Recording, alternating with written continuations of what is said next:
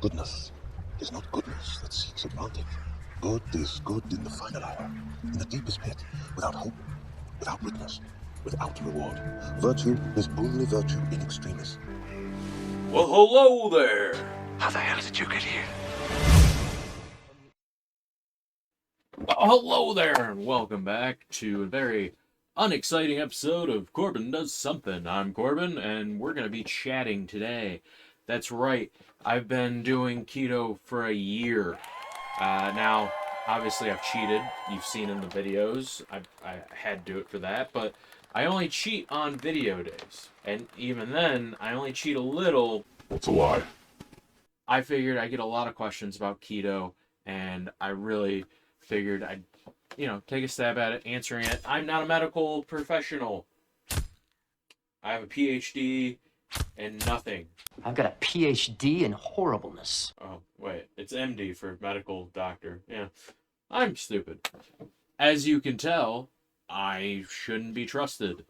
But this is from my experience. I've gotten a lot of questions, most of them in real life, friends, family, people I've met at the bar. Let's start off with the most basic one is keto for people with gluten intolerance? If you have a gluten allergy, celiac disease, then sure. But people doing keto don't necessarily have to have that.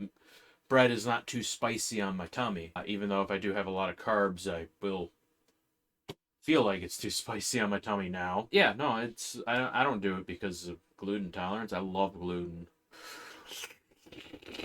Can you do vegan keto? Holy crap, guys. Now, I know from my experience that keto is actually easy to do. It's a lie. In a sense that eat meat and cheese. That's it. Eat meat and cheese, you're good to go. Veganism is very easy to do in a sense of eat fruits and vegetables. These are two very rivaling things. Meat and cheese, fruits and vegetables. I'm not saying if you're on keto you can't eat fruits and vegetables, but if you're vegan you can't eat meat.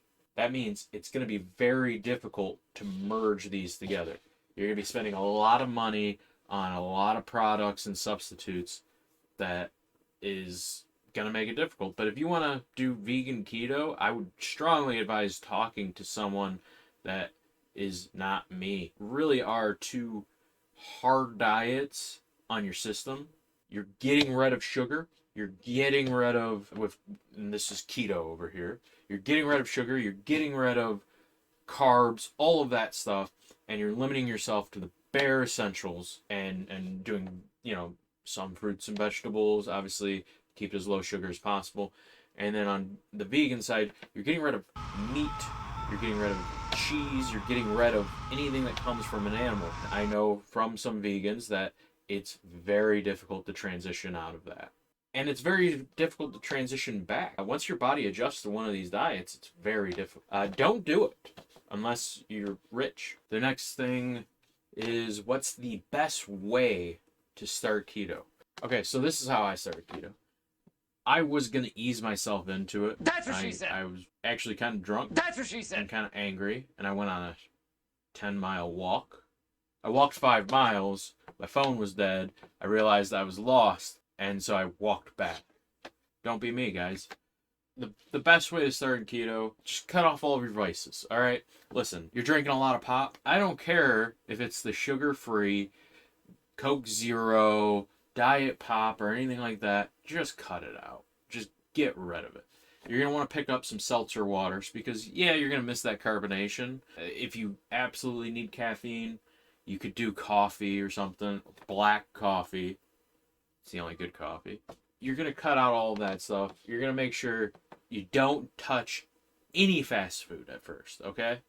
That's where it gets really tempting, and you might not know what you can eat. You get a salad and you get a dressing on it, and oh, that dressing is 5 billion carbs. You want to take your time on it. The next thing you're going to do is buy eggs, bacon, get a cheese platter, a cheese and meat platter, no crackers, obviously. Go with that. Start that out. That's what you're eating for 2 weeks. That some seltzer waters, regular waters, flavored waters. Obviously, you want to check, make sure they're okay. I personally prefer Propel. And really, you're going to go through and you're going to say, okay, Corbin, what am I, like, I'm doing this. What should be my carb intake? Okay, listen. When I started for the first few months, my carb intake was 10 to 15 carbs. Not net carbs, carbs. With the exception of a handful of videos where I reviewed some foods that were keto, I was doing 10 to 15 carbs. And I lost a lot of weight very quickly. I felt great after the first month because my body was adjusting, and you're going to feel like crap and you're going to poop a lot. Getting all that out. Getting those toxins out. I don't know what that is. High fat diet. Medium protein. You want to make sure there's more fat than protein. A lot of mistakes people make is they do lean meat. That's a lot of protein, not a lot of fat, and now their body's burning protein, I guess. I don't know. Give yourself like at least a month of that. You're just cleaning yourself out. Start fasting. Whenever I went over my 10 to 15 carbs a day, I would fast for 24 hours. It gets easier. Now I will fast for 24 hours if I, record a video and I cheat. But that's me. That is me. I know how my body works. You should know how your body works. I know that when I start reintroducing carbs and I upped my carbo intake, carb, from 10 to 15 slowly up to I roughly I do about 40 a day now. I have noticed a massive slowdown in my weight loss. I lost 25-30 pounds within a couple months, and you will gain weight back very quickly when you cheat. There's no value there. So yeah, so I mean, that's my tips for easy ways to start it. Another question I get is, well, when should you bring in these snack food alternatives? And with that, I would say once you have some self-control, it's very easy to just devour a ton of the alternatives. And when you devour those, guess what, guys? You just blew out your diet anyways. I don't care that it's loaded with fiber. You can only poop so much. The little brownies that I review, or the Think bars, I think they're 5 net carbs. Okay, that's fine. They have a lot of actual carbs in them. That's fiber, that's sugar, alcohol, and all that. If you eat 10 of those, you're not doing yourself a favor. Plus, it's more expensive. Like, holy crap. Don't do that, guys. Don't do that at all.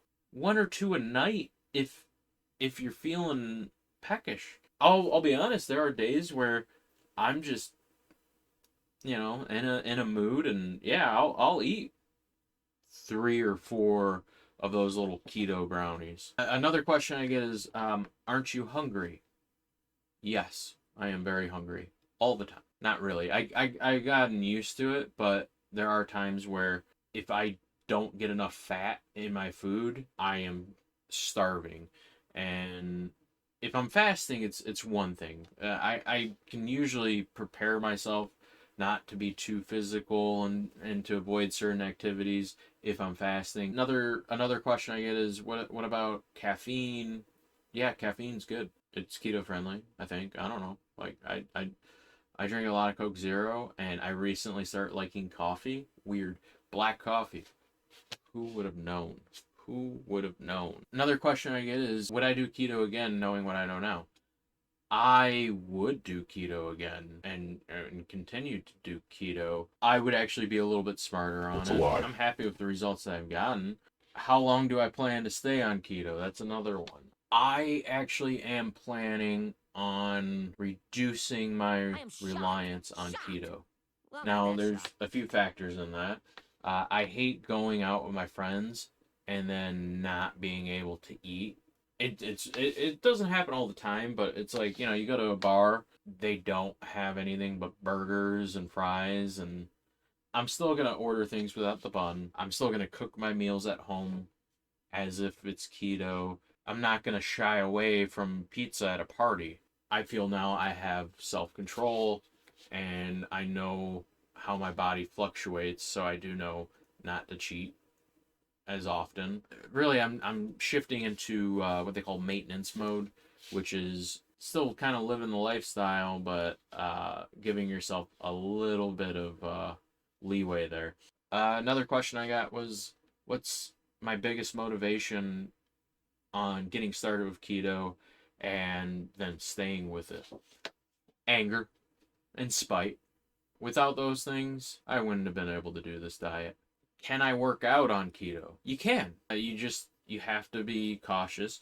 I don't advise working out right away when you're starting keto. When I started keto, doing some lifting and all that, I would get dizzy. My body wasn't used to it yet. That's what she said. So once I got used to it, I was able to get into a little bit more active things. That's what she said. You can work out on keto. You just need to make sure that you're eating properly and monitoring how you feel. Like you have to every second take acknowledgement of, okay, I'm feeling fine, I'm feeling fine, I'm feeling fine, I'm feeling fine. Oh, lightheaded, I need to stop. As soon as you feel anything off, you just need to stop. You can definitely work out on keto. It's like you're an idiot if you think that you can't. And that's coming from my unprofessional opinion. Next thing I have is, what are the things that I miss about my pre-keto life? Well, I found alternatives to a lot of things, and you've seen videos, I've cheated here and there for a video. So there's some things that I just don't miss. I will say I miss milk.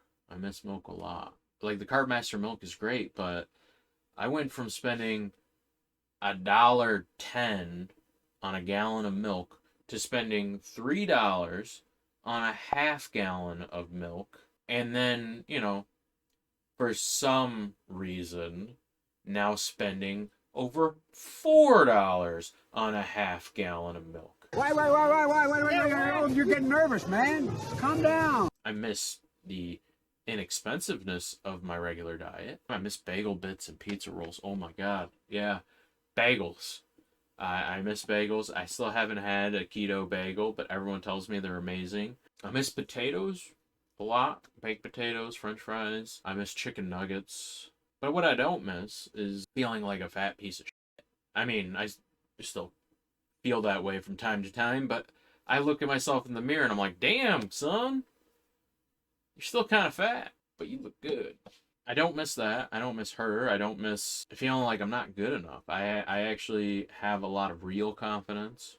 I'm pretty happy with that. Don't miss the expense of going to the bar and it taking 12 beers to feel a buzz. Now 3 or 4 and I'm feeling good. It doesn't take much. So I cut costs at the bar. All right, well, I think this video has gone on way too long. Shit, I didn't want it to be this long. Okay, if you like this video, if you like the tips, if you have your own tips, if you have more questions, please fill them out in the comments below. If we get enough questions from everybody, I will do a follow-up video. And if you want to see other content, let me know. All right, thank you. You guys take care. You like me yet?